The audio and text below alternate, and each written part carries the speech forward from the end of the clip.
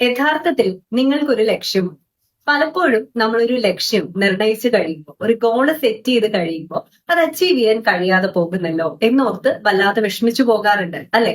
അപ്പൊ ഒരു goal set ചെയ്യുമ്പോൾ 5 കാര്യങ്ങൾ നമ്മൾ ഉറപ്പിച്ചു തന്നെ മുന്നോട്ട് പോകണം. ഒന്നാമത്തേതെന്ന് പറയുന്നത് ബി പ്രിസൈസ് എന്ന് പറയും. അതായത് മെഷർ ചെയ്യാൻ പറ്റുന്ന രീതിയിലും വളരെ ആക്യുറേറ്റ് ആയ രീതിയിലും ആയിരിക്കണം നമുക്കൊരു ലക്ഷ്യം ഉണ്ടായിരിക്കേണ്ടത്.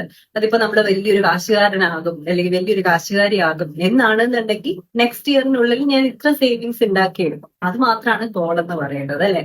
അല്ലാതെ വലിയൊരു രീതിയിലാകും എന്നൊക്കെ പറഞ്ഞു കഴിഞ്ഞാൽ നമ്മൾ അന്തോ ഇല്ല കുന്തോ ഇല്ല എന്ന് പറഞ്ഞിട്ട് ആ ഒരു ഗോളിനെ നോക്കി നിൽക്കുകയാണ്.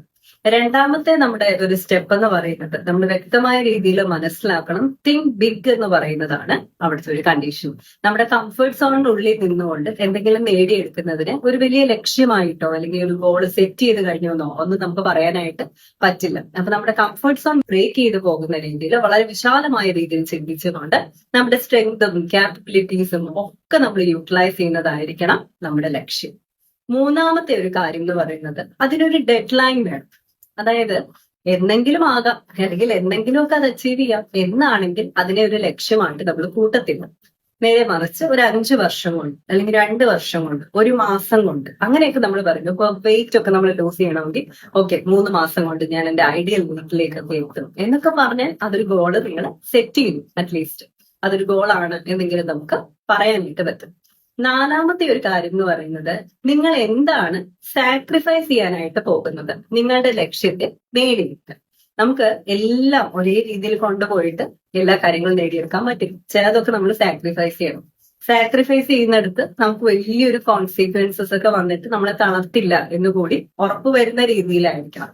പലപ്പോഴും നമുക്കൊരു ലക്ഷ്യം ഉണ്ടെങ്കിൽ നമ്മൾ നമ്മുടെ ആരോഗ്യ കാര്യമൊക്കെ ആയിരിക്കും സാക്രിഫൈസ് ചെയ്യുന്നത്. അതത്ര നന്നല്ല കേട്ടോ. അപ്പൊ അങ്ങനെയുള്ള കാര്യങ്ങളിൽ നമ്മൾ സാക്രിഫൈസ് ചെയ്യുന്നത് എന്താണ് എന്നതിനെ കുറിച്ചും അതിന്റെ വരും പരായതയെ കുറിച്ചും വ്യക്തമായൊരു ബോധം വേണം. 5ാമത്തെ കാര്യം, നിങ്ങൾ നിങ്ങളുടെ ഗോൾ എഴുതുക. അത് അച്ചീവ് ചെയ്യാനുള്ള ഒരു ആക്ഷൻ പ്ലാനും കൂടി പ്രിപ്പയർ ചെയ്ത് വെക്കുക. അതായത് ഒരു വലിയ ഗോൾ ആണെങ്കിൽ കൺസിസ്റ്റന്റ് ആയിട്ട് നമുക്ക് അച്ചീവ് ചെയ്യാൻ വേണ്ട അല്ലെങ്കിൽ അതിനോടനുബന്ധിച്ച് വരുന്ന സബ് ഗോൾസ് എന്തൊക്കെയാണ് എന്നുകൂടി മനസ്സിൽ ഉറപ്പിക്കുക. ഇങ്ങനെയുള്ള 5 കാര്യങ്ങൾ നിങ്ങൾക്ക് ഉറപ്പിക്കാമെന്നുണ്ടെങ്കിൽ നിങ്ങളുടെ ലക്ഷ്യത്തെ ലക്ഷ്യമാണ് എന്ന് പറയാം. ഒരു പരിധിയിലധികമൊക്കെ നിങ്ങൾ ഇത്രയും നാൾ അച്ചീവ് ചെയ്തിട്ടില്ല എങ്കിൽ പോലും ഈ രീതിയിലാണ് നിങ്ങളുടെ ഗോൾ സെറ്റ് ചെയ്യുന്നതെങ്കിൽ നിങ്ങൾക്ക് ഒരുപാട് അച്ചീവ്മെന്റ്സ് വരുന്നതായിട്ട് മനസ്സിലാക്കാനായിട്ട് സാധിക്കും. ഒരു ലക്ഷ്യമുണ്ടെങ്കിൽ അതിന് നിർണയം നടത്തേണ്ടത് ഈ രീതിയിലാണ്.